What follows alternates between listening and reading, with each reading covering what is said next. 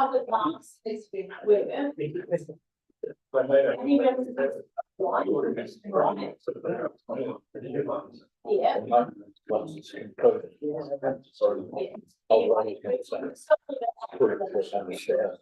Okay.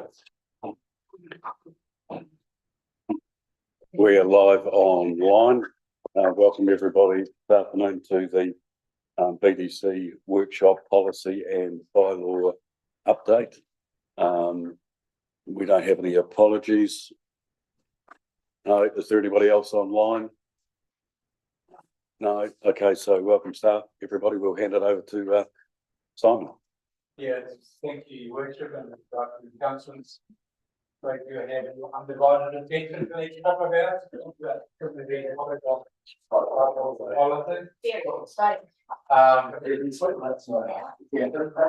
phase one is to cover off bylaws and policies, where we are at the moment, what our things are.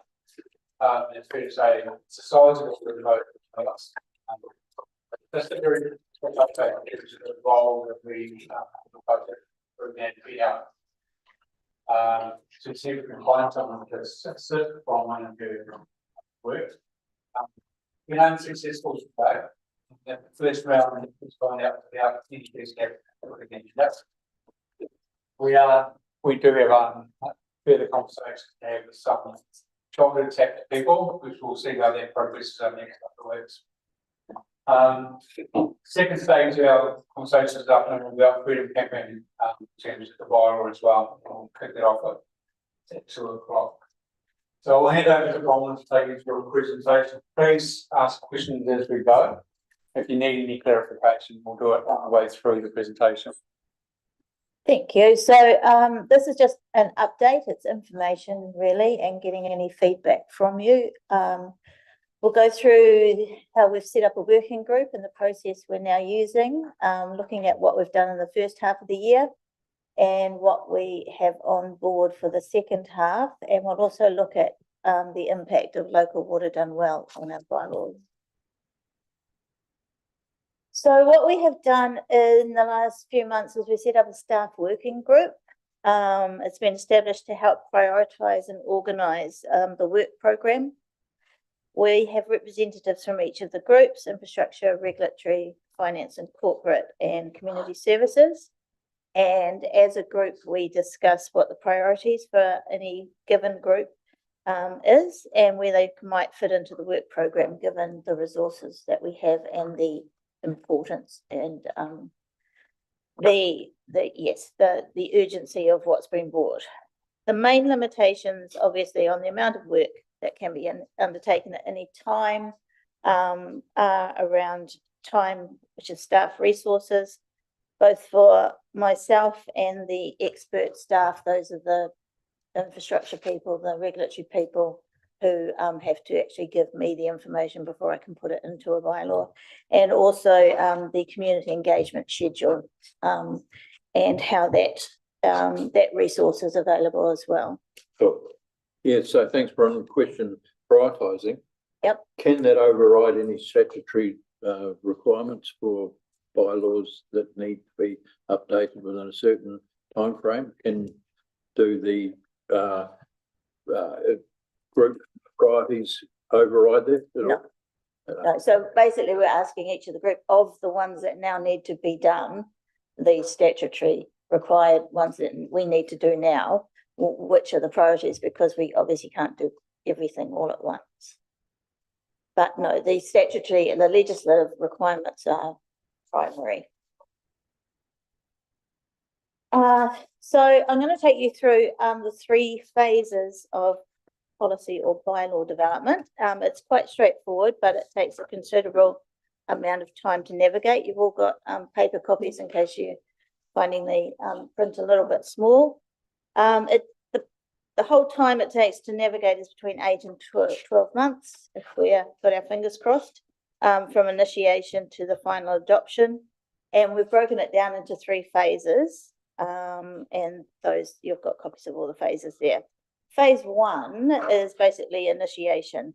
So it can be triggered by council itself, of course, by a resolution to instruct the CEO to address a particular issue. That might be a new policy or review a policy or prioritise a bylaw review. Or a staff member may identify the need for a new policy or an existing one to be updated.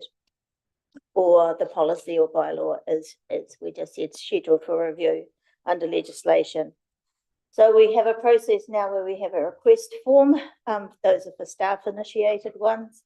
And it comes to the policy and bylaw working group for consideration. The things that we consider on top of the legislative requirements, which are obviously the thing that runs most of it, is how the engagement process might work, the time frame, including workshops and council meetings, the information management process, and whose responsibilities they are. And that will lead us on to phase 2, which is the next page. It's the second part of the process. It's not as complicated as it looks. Yeah. So the first part is preparing the draft of the actual bylaw or policy. That goes through the GM first to make sure that they're happy with the process and they're happy to take it to you as council. Then we go to approval for council by SLT, and at which stage we will probably, most often we'll do what we're doing here, which is come for a council workshop to appraise you of all the intricacies of it. Then we get to the council report and consultation document, so that's what they call the statement of proposals for a bylaw and for some of the policies as well. That's a document that is prepared by myself and our engagement team, and it's basically making sure that this is the bit that probably most people will read in the community. It's the bit that says, this is what we used to do, this is what we're now doing, these are the differences. So those are the things, that's a very important document. That whole package goes to SLT and then it comes back to consideration by council, at which stage you can make one of 4. You can reject it completely and send us back around the process to prepare another draft, or you may say this is a waste of time, we don't need this. That would not happen in the bylaw, but it might happen with policy. You can adopt it as it is, you can amend it and adopt it, or, and this is what is required of a number of policies and bylaws, you adopt it with or without amendment for consultation, which is the next phase in our process. This is another fun one. Right, so we're at that stage, adopted with or without the consultation. You've given us, we've adopted a draft and a statement of proposal for consultation. That's the resolution that you make. So we go out. Sometimes the only thing that's required is stakeholder consultation. So those are the people that have a particular interest. That is not for a bylaw or a policy under legislation. That's for a policy that has, like the low pressure water system project. We would go out, we would tell the public about it, but we would concentrate on stakeholder consultation. We would get the feedback and then we would put together a covering report. If it requires under the special consultative process, which is for all the bylaws and for a number of policies like the dog control policy, these will go out for public consultation. That's a month. That's where Mira and the engagement people put out on the website. We put comms out about it. We put up the draft. We put up the statement of proposal. If required, we would hold a public meeting or a meeting with interested people. And we would have a process whereby submissions come in by all the usual means, the website, email, Let's Talk platform, and just ordinary written submissions. They all come in. That's when we get to this part, which is really analysis of the submissions so that we can present a report to you on the submissions. What percentage said yes, what percentage said this, who had a good idea, who had any ideas really. Then we come to this point where it would either go to the Regulatory Hearings Committee or to an extraordinary meeting of council. We're going to bring a report to you at this council meeting which just slightly alters the regulatory hearings committee's terms of reference, which allow them to hear submissions, consider submissions, and make recommendations to council. At the moment, we don't have that in the terms of reference. And what we are suggesting is at the time when you adopt the draft and the statement of consultation, you also resolve to allow the hearing of submissions by the regulatory committee. If we don't have that resolution, it would automatically go to an extraordinary council meeting. So I have a question. Yes. I mean, it's incredibly, seems incredibly time consuming and meeting consuming. And I wonder if there's, avenues for fast tracking things. There Like, are. for example, we're not the only council in New Zealand that wants a dog bylaw. Oh, So is there opportunities to fast track things that are common sense, just say dog sense? Where you just take something that's already in existence and then fast track it through with. not in terms of the legislation. We, what we do at the drafting phase is we look for best practice, always look for best practice. We look for any guidance that Local Government New Zealand may have given or legal advice that's floating around in other people, in other councils. We will never reinvent the wheel. Yeah, we'll never reinvent the wheel. We will always look for good practice and we will follow that. So once we've got that draft, that's the faster bit that we can do. The rest is dictated by legislation. Oh, well, so Bronwyn, what at the moment determines whether something goes to the regulatory hearing committee or to council? What determines that right now? At the moment, we have, and this is the subject of the report, at the moment we have at the bottom of the terms of reference for the regulatory committee, as we do for all committees, recommendatory powers. So it goes through the specifics, so make and decide, and on submissions, but it hasn't actually got a specific clause in there that says hear and recommend. We're relying on those general recommendatory positions at the bottom. Just to clarify your question, I think you want to know what determines the pathway in terms of why you would go to regulatory versus council. That is totally council's decision back when you adopt it. If it's something that all the council would like to hear, then you will just say, get the chief executive to set a extraordinary council meeting for the hearing. Yeah. But it comes back to that, usually some topics are very popular, Yeah. some are very, straightforward. And that comes back to, do you want to spend a lot of time for a lot of submissions whereby the hearings committee can do that on your behalf and Yeah. come back with a recommendation. Bylaws have to always go through council. Bill's got a question there. Yeah, so look, just to Dave's point about fast tracking. I am right in thinking that we do have some standardised bylaws that we adopted. Am I right? Yes, we did. They are the New Zealand standard Yeah, model bylaws. yeah. They aren't really considered fit for purpose anymore. They, for example, we have a 1999 cemeteries and crematorium bylaw. What happened was they were meant to be the template, and then councils were never meant, well, many councils did, but they were meant to adapt them for local conditions. And that's what we're catching up now doing.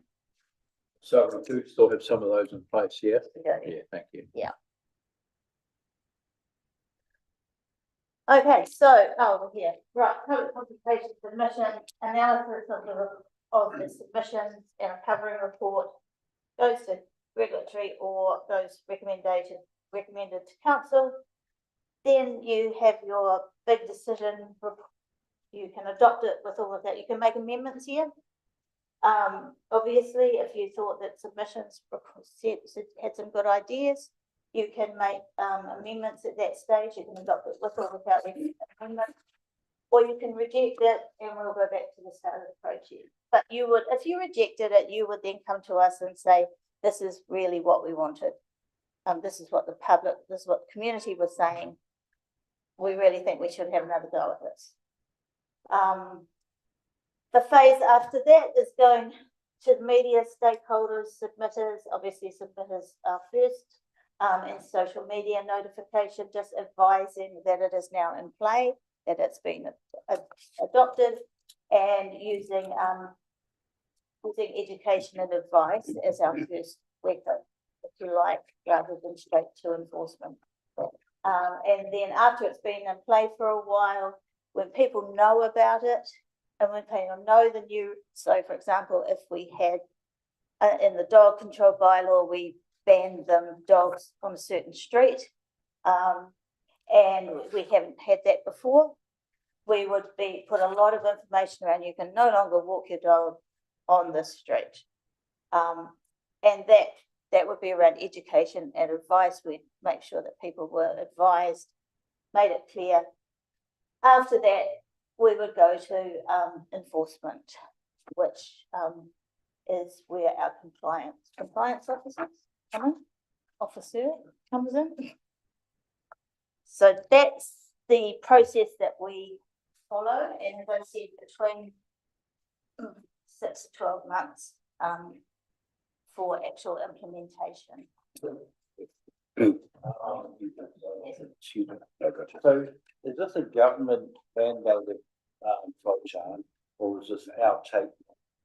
And how much flexibility do we have to change it? Because I could see a whole lot of ways that make it a whole lot simpler and a whole lot more efficient by this, like the fast track approach, or having a pick and mix of bylaws, you know, that are already approved. I mean, they're approved around them. And you just say, you know what, I want dog control policy B, and I want freedom camping control bylaw 3, or whatever it is. So what I'm asking is, can we change this?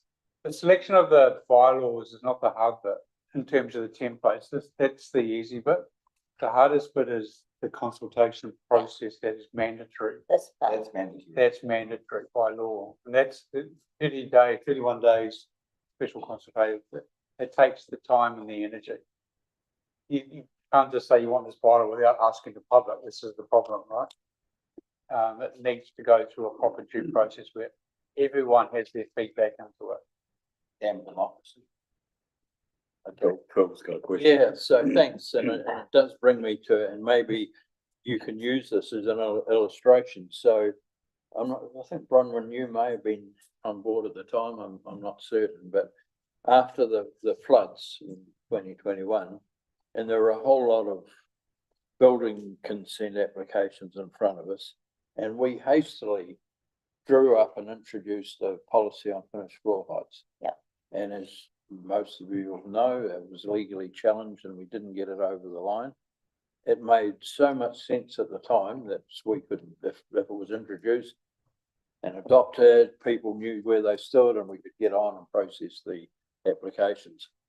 Where did that fall down in terms of the process? Why did we not manage to get that adopted? What went wrong?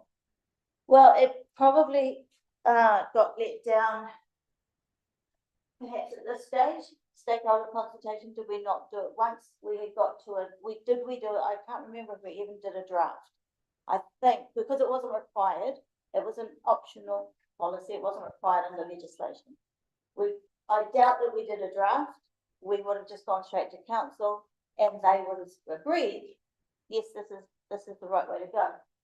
The way to get that is to have done some stakeholder consultation, either before it comes to council or after it goes to council. Then we would have at least known what the issues were going to be that came up. Yeah, well, thanks, but I know we did a limited amount of, and we were accused of not doing enough. And I guess, you know, in that particular instance, we knew that they weren't going to like it, but we knew it was the right thing to do.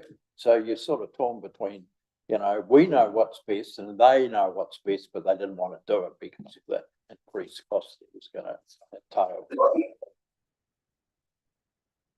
Well, yeah, I mean, speaking as a bystander at the time, I obviously wasn't on the council, but you had a very, very well organised stakeholder group within the community who effectively were, were able to influence the council. So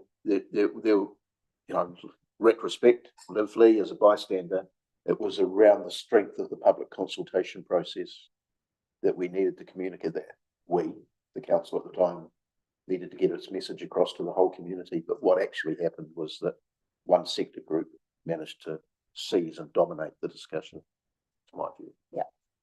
And so obviously you want to have processes that avoid that situation. And that's basically what we would try and do. Getting some issues obviously have an identified stakeholder group. Others, like for example, dog control. I mean, we know that the people who have registered their dogs, maybe we do something around that. Maybe we contact those people just by letter or email. It's about choosing before we get to the stage so that we can come back. By the time we get to consideration by council, then that's the stage where you want to hear, what did you hear from people beforehand? And that is quite a difficult thing, and that in itself is time consuming. So yeah, it's about where we sit in that process. So to date, January to July, we have completed the gambling venues policy process, which was the submissions and the adoption of the policy. We've introduced the new submissions policy, which has been adopted, and did that quick review of the election signs policy in time to make sure it was in time for the by-election and the general election. And that was a matter of the people that were using it at the front counter were saying, this just doesn't work. This is very difficult to use. Can we please get one that clarifies what we're talking about? And that was just able to be done quite quickly. And throughout this period, when I get a bit of downtime, I've been working on the delegations policy, which will make the process of delegating powers under the various legislation council operates under, to be delegated to an appropriate level where it's not a governance matter, but where it's an operational matter, then making sure that that's at the appropriate level of council staff through the chief executive. The next 6 months, obviously there's a delegations policy, and that does include the financial policy, delegations policy as well. We will have the freedom camping bylaw, which we're going to discuss after this. And control of dogs is basically the next one in terms of the legislative requirements. Bylaw, there is a bylaw and we're required to have a policy as well. And then last one is public places bylaws. Would you want to talk to that, Simon, about the number we have? And Yeah, so we have a number of mixed policies, particularly that all need to be merged into one overarching policy and bylaw. Most of it's to do with mobile shops and the way we manage, commercial interests as well at the same time. There are some areas that would like to be enhanced, and we want to work closely with a stakeholder group to actually work through this in a number of areas, particularly in the business community, to make sure that when we go out, it has already some sort of alignment with their thinking, so we don't find ourselves up against a position where we won't succeed. But there's obviously the compromise as well. It's got to be balanced as well. So, yeah, I can't remember the 4 direct policies, but so we've actually got 4 bylaws and 3 policies, all of which are around the use of public places. So that's around street stalls, mobile food carts. It's something that's minor, but actually very inconvenient if we get it wrong. Signs on footpaths, use of the road reserves, banning of alcohol. Those things are all around public places. And we think if we attack them at all together, then we'll come out with a better they'll take each other into account rather than it seems that they were each done at different times in isolation from the ones that have gone before. Yeah, so that will be probably result in one bylaw and probably one policy that Yeah, helps give meat to the bylaw. and there are some very good examples of best practice in this place. Yeah. And the other thing that consumes our days at the moment is 3 waters. So we're talking about, even though there's 4, we're talking about drinking water, wastewater, stormwater, and trade waste. We have bylaws for all of those except for stormwater. Stormwater, at the moment, we have never had a stormwater bylaw. We aren't required to. But the thing with 3 waters now is that we have 3 councils and they each have a different version of each of those.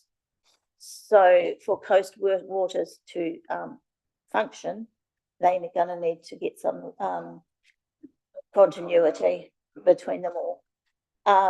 So the coast waters have taken responsibility. Yes. They have engaged a consultant. Yes, that's all good. The consultants have done work in South Canterbury, I think she was saying. Today we've just had a meeting with Teresa today. In order to get them all aligned, that will be staff intensive for some time. We obviously the consultants will work with 3 different expert areas. They at each council, we will have input into that. Our big important part of our own will be around the actual consultation, because you will still need to adopt the bylaw. It's still under legislation. The bylaw belongs to each council. So just to reinforce the process, so this is where things can get quite messy when you talk about 3 separate councils with having 3 separate bylaws at the moment across 4 different streams of work. There can't be any variation, right? So there's got to be someone that's going to have to compromise in terms of their bylaw. The waters ones are reasonably straightforward. The tricky one's going to be about trade waste. Each bylaw across the 3 different councils is different. It's fair to say in our water space, ours is, I suppose, the weaker bylaw. The others have done a lot more work over the years on their bylaw. So what the consultant will take best practice and also review what we have in situ.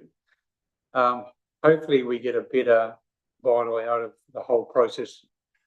The challenge will be when you go out to the community asking for feedback, and all the feedback comes back different, because we're going to have to show what the new bylaw is compared to what we currently have and show the variances, right?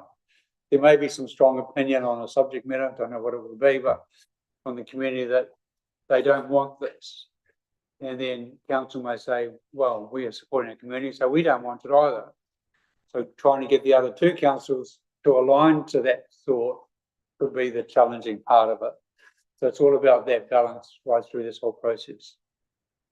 And so in terms of timeline, so you're going to take us through that. So the bit when it comes back to you, sorry. Sorry, Rosalie had a question, I didn't pick it up. Just on that point of Coast Waters doing the bylaw, Preparing it, they're a preparing. draft. Oh, so, They're doing the hard and heavy lifting okay. for us to but- then consult. Yeah, Yeah. but the whole 3 councils have to all agree to the same 2. Yep. But it will be our bylaw, Yep. not Coast. So in And what terms of, happens if they don't? Keep going until they do yeah, it. until we do. Because it's mandatory, it needs to be done and set up for them to operate by September, I think, that is the date next year. When it will come back to you for a decision is about adopting a draft and a statement of proposal. So the draft will come to us as as staff. We will look at preparing a statement of proposal, how the new bylaw differs from the Buller District Council bylaw, why the changes have been made. Ray will do the same. Just to reinforce, the staff will be working alongside the consultant, won't be just them doing the work, so there's three councils will be hopefully working in the same space. So before it even gets to final draft. Yeah. It'll be a good piece of work. Yes, For absolute clarity, and picking up on Rosalie's point, if everyone can't agree, surely each council can still have its own bylaw. As long as Coast Waters, yes. as long as Coast Waters understands and works within that, the framework of those bylaws. There can be, it's a little bit like the Head Start program. We don't know what will happen. What our first response will be to try and get them all as uniform as possible. If, as a result of that, if we get to the adoption of the draft and statement of proposal and then go out to consultation, if the submissions come back from Buller and say, we do not, you know, these are the issues we need you to work on, we don't like this won't work for us, then council will do the hearings and deliberations and go back to Coast Waters with recommendations on how to amend the bylaw. That's the sticky part, where they will have to juggle three different recommendations from three different councils. You know, you seem to be missing the point. You say that we will still own our own bylaw. Yes, It'll be Buller's bylaw on drinking water, even though we've worked with Coast Waters to uniformly, but because we still own it, it could look different from the other three. I believe so. I suppose at the end of the day, it needs to be operable for the Coast Waters to operate effectively. And I suppose once you introduce variation into anything, it can create a bit of chaos. So as long as it's aligned as much as practical, if there's one variation sticking point that can be managed by Coast Water, it should be fine. The important thing would be that it was compatible. If I can just add to that, I was at a briefing from Simpson Grierson probably 2 months ago. The legislation has an expectation that there would be one bylaw that the water entity would need to work under. It didn't specifically prescribe that in terms of my understanding, but the expectation was to be as standardised as possible. So it's not impossible to have different specific clauses, but that starts to become problematic. And as Simon said, the water entity absolutely do want to have one thing to work to. Well, I think you've just partly explained my question, but there won't be one bylaw, will there? There'll be three, but Correct. There's three expectation is- bylaws. Yeah. Yes. And there's also the delegation of who enforces those bylaws, and the legislation allows for that delegation to go to Coast Waters to do that enforcement, because they're the ones who actually have to operate in it. And if you have significantly varied bylaws across the three councils, then the enforcement office for Coast Waters ends up having a very difficult time. Split personality. Yeah. Okay. And each of the bylaws will also have area specific. You know, that will be, the Buller ones will be in Buller, the grey ones will be in grey. So they will have variation at the basis of some of them.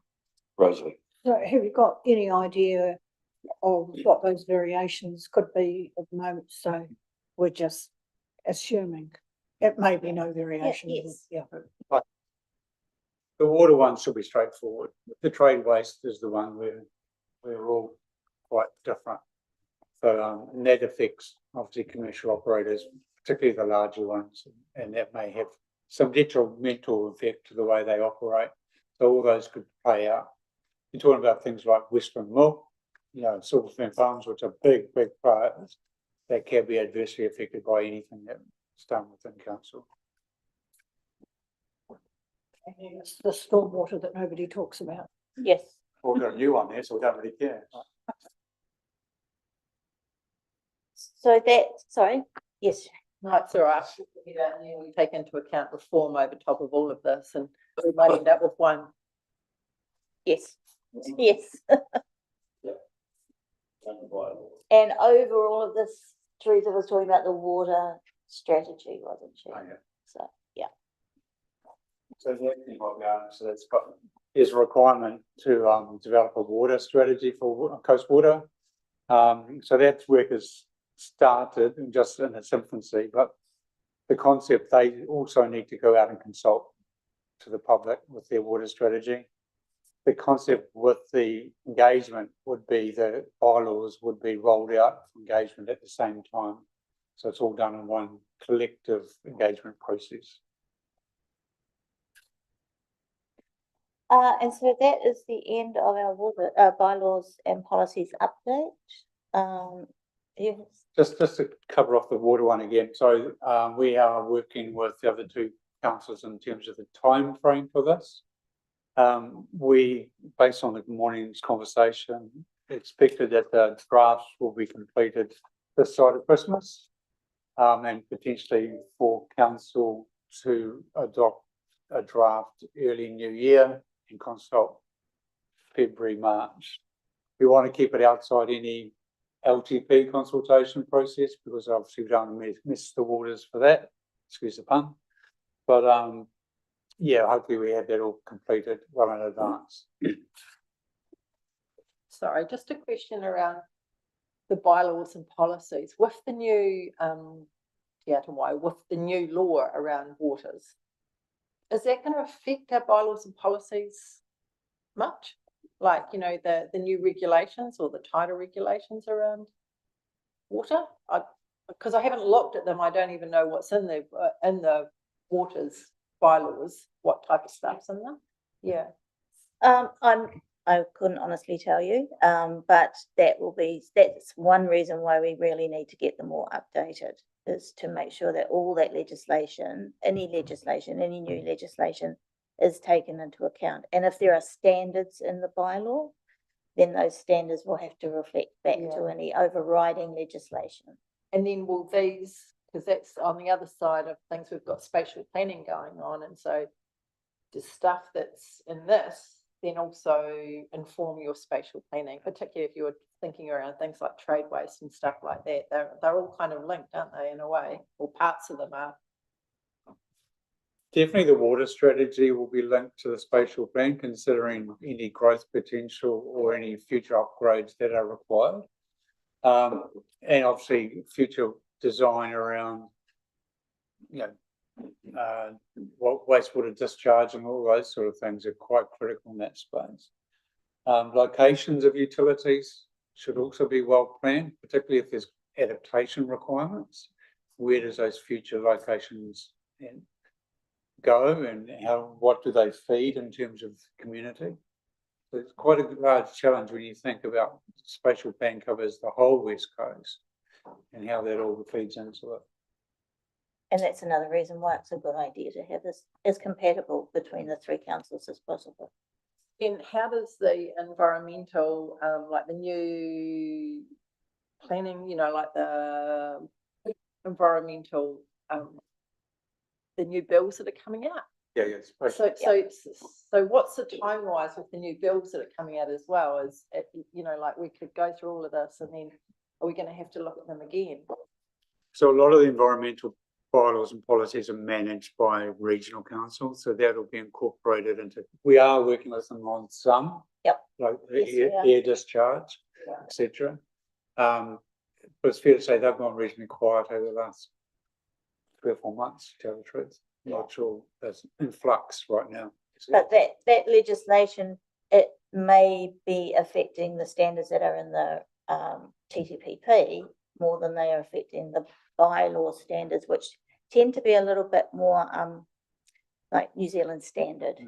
That's about the size of the pipe and where who connects, rather than the wider picture of that's covered by the TTPP. You just also realise we've got Leslie's leading that group with the policies aligned with the long-term plan that all come out through the long-term plan process. Tony? Ground rules been passed. They do take a a fair bit of time too, so you probably as a, group, sort of be tracking anything that comes up that's new or built or to, sort of, to, help and steer and enhance stuff like this as well, Yeah, and Coast Waters will take that responsibility because they have the bigger umbrella sort of view. The other things that we haven't, so in terms of policies, our main focus for council is the external policies, the ones that affect the community. We have quite a lot of internal policies, just the way we run internal business. That we also oversee as part of this working group as well. So, you know, the HR policy, health and safety policies, et cetera, et cetera. So that's all sitting inside council operational work. Yes. Yeah. So that is the conclusion of the first presentation. Do you want to take a break? I do. Okay, well, would you like five Yeah, minutes? just- We're ahead yeah. of time anyway. Yep. So, if we say back, at, 2. 5:02, 5:2. hey, I like to negotiate. 5:02, that'd be great.